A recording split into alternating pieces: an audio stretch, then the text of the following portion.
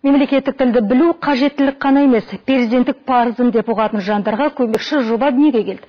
Халықаралық жобаға қатысушылар қысқа мерзімде қазақша сөйлеуді оңай меңгеруге болатынын дәлелдеді.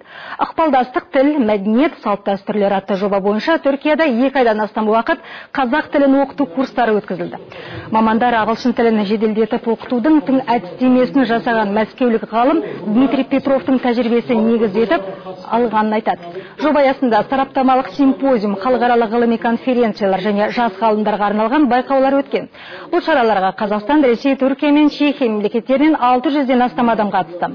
Олардың ішінде қазақ және өзге ұлттардың өкілдері, депутаттар, сондай-ақ мемлекеттік қызметшілер мен ғалымдар да бар. Бүгін алғашқы қатысушыларға алғыс хаттар тапсырылды. Айта кетейік, Қазақстан алғаш рет шетелде өткізілетін осындай білім жобасына бастамашы болып отыр.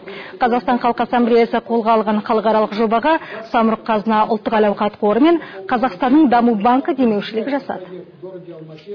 Сұрақтардың бірі, Қазақстан Халқы Ассамблеясының сессиясында елбасы Нұрсұлтан Әбішұлы мемлекеттік тілді дамытуға байланысты нақты бірнеше тапсырмалар берген болатын.